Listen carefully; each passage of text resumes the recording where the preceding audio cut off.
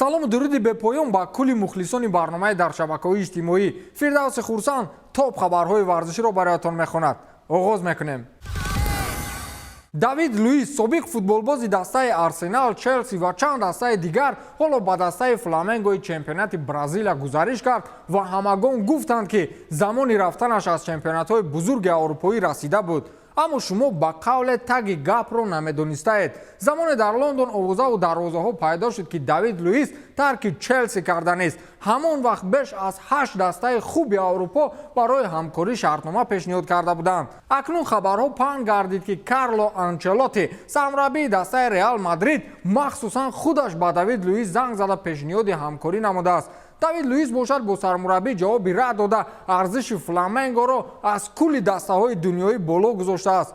ӯ дар дирӯза маъракаи намоишии махсуси барои Давид Луис дар Фламенго гуфтааст ки барои ман вариантҳо ва пешниҳодҳои беҳтар дар Аврупо хеле зиёд буд, вале ман интихоб кардам он ҷойеро ки дар қалби ман ҷои абадӣ дорад. ман баргаштам ба он хотире ки ин ҷо хонаи ман аст ва яке аз ҳадафҳои дигари ман низ ин ҷо футболро хотима додан буд, гуфтааст Давид Луиси чандин сари сол дар футболи бузурги ҷаҳонӣ бонг ном дошта. агар дар маркази Венетсия ё болои бурҷи Халиф ки хона дошта бошӣ, ахиран ба кулбаи оддии деҳаат бармегардӣ. дар чемпионати футболии Руминия дирӯз дар яке аз даврҳо футболбозонро кӯдакон не, балки сагҳо ҳамроҳӣ карданд. ин ҳам дар ҳолест ки чанд рӯзи охир миёни дӯстдорони футбол дар шабакаҳои иҷтимоӣ аксҳои мазкур мавриди муҳокима қарор мегирад. гуфта мешавад ки ин як намоиши таърезишудаи як ташкилоти ҷамъиятии ҳимояи ҳайвонотӣ дар Руминия будааст ки бояд футболбозон барои пайдо кардани соҳиб ё нафаре ки сагҳои бехонаро хостори соҳибӣ кардан доранд пеш аз бозӣ дар даст гирифта дохили майдон шаванд. аз ин рӯ дастаи Динамои чемпионати мазкур ба гузарондани ин намоиш розигӣ дод ва чӣ гуна мебинед футболбозони ин даста дар даст сагҳоеро доранд ки дар гарданашон ном ва рақами он навишта шудааст. ба гуфти ташкилкунандагон ин ба он хотир буд ки ҳоло дар кӯчаҳои Бухарест ва дигар шаҳрҳои Руминия сагҳои бехона ва бесоҳибро хеле зиёд мушоҳида кардан мумкин аст. ном ва рақами сагҳо ба он хотир навишта шудааст ки шояд тариқи телевизион ҳавасмандони ин ҷонвар бозиро тамошо кунанд ва барои кадом саге дари бесоҳибӣ баста шавад. як ташкилоти дигар барои одамони бехона таъсис медоданд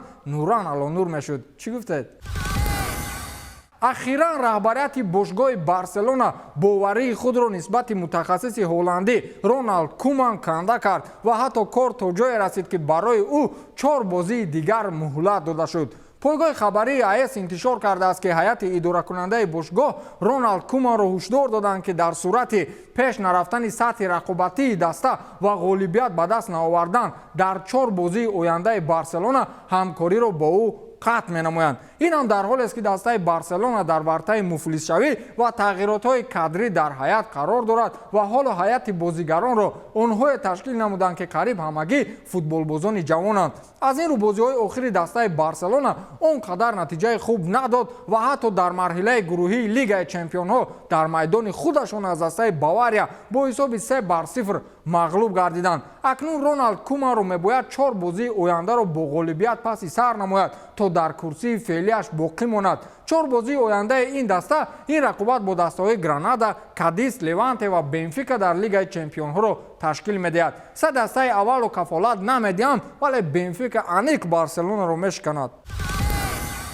акнун фоҷиа нақл мекунем. қиссае ки ҳоло миёни ҷомеаи футболӣ мисли кино бонг ном баровардааст. дар хонаи ҳимоятгари дастаи Манчестер Сити Натан Аке акнун фоҷиа нақл мекунем. қиссае ки ҳоло миёни ҷомеаи футболӣ мисли кино бонг ном баровардааст. дар хонаи ҳимоятгари дастаи Манчестер Сити Натан Аке рӯзи бозии Манчестер Сити ва Лейпциг фоҷиа рӯй дод. падари футболбоз ҳамагӣ баъди 2 дақиқаи голзании писараш дунёро падруд гуфт. Натан Аке дар бозии муқобили Лейпциг ки бо ҳисоби 6-3 ба нафи Манчестер хотима ёфт, дар дақиқаи 16 ҳисоби бозиро кушод ва аввалин голи худро дар таърихи фаъолияташ дар ин даста дар бозиҳои Лигаи чемпионҳо сабт кард. аммо мутаассифона пас аз 2 дақиқаи голзанӣ падари футболбоз аз дунё даргузашт. اهل خانواده نقل میکنند که او بر زمین اون که سلامتیش خیلی بد بود ولی گل اکه رو تماشا کرد و بعداً رفت. با اطلاع پدر فوتبالباز گرفتار بیماری تبوبت نشونده بود و روزهای اخیر وضع سلامتیش خیلی بد گردیده بود.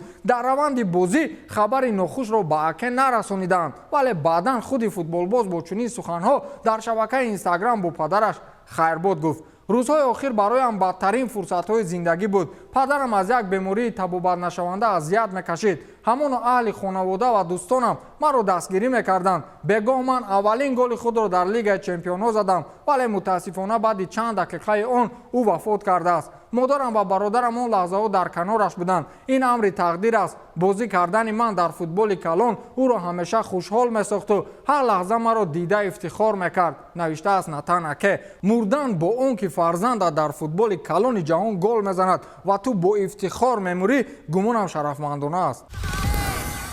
فوجیه دیگر که بر سر فوتبالباز دسته چلسی ریس جیمز هنگام رقابت با دسته زنیت و اون هم در مرحله گروهی لیگ چمپیون‌ها به میان آمد. نفران نامعلوم یا خود دزدان از نبود فوتبالباز استفاده برده به خانه او در آمدند و سیف جهاز و دستاوردهای فوتبالباز را برداشته بردند. این رو خود فوتبالباز در اینستاگرامش رسانه‌ای کرد و گفت که من اصلا جواهرات و دارایی پولی خود را در خانه نگاه نمی‌دارم. آنها سیف را بردند که در آن مدال و دستاوردهای من بود. میان این دستاوردها مدال طلایی قهرمانی در لیگ چمپیون‌های موسم گذشته، مدال سوپر جام اوئفا و نقره چمپیونات اروپا 2020 موجود بودند که در یک لحظه دزدان آن را از من رد بودند و وعده می‌دهم که آنها از من خلاصی نخواهند یافت. خوشبختانه کسی از اهل خانواده هم اون شب در خانه نبودند. حالا ما با پلیس‌ها در این مورد کار داریم و امید است که دستاوردهای خود را برمیگردانم. نوشته است ریس جیمز. 2 مدال طلا و 1 نقره بوده است. فروشم چند سو می‌شود؟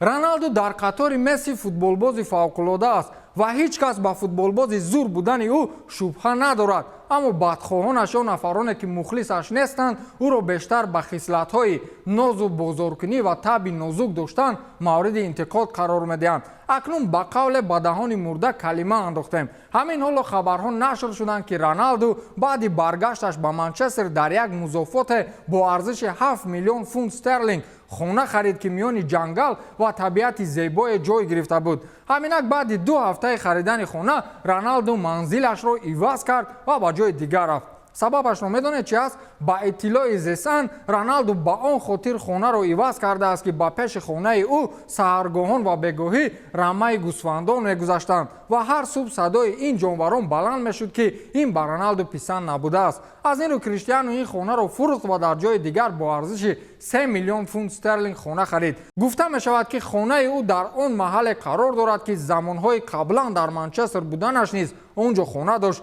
اگر من خانه 7 میلیونه می داشتم با پشت اون یک سو اگر با درونش رمه گوسفند میگذشت توقعات میکردم.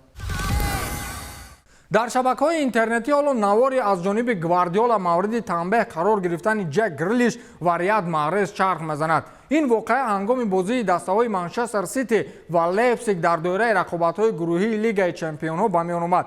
در نوار دیده می‌شود که چه خیلی پپ گواردیولا با جک گریلیش و ریاد محرز عصبانی حرف میزند و معلوم است که اونجا برای کدام اشتباه و یا نافهمی مورد تنبیه قرار میگیرند. بعد این گپشنوی از جانب به قول شف دسته گریلیش یک پاس گل‌آور و گل غلبه‌آور را زد و همچنین ریاد محرز نیز در اجرای پنالتی موفق شد.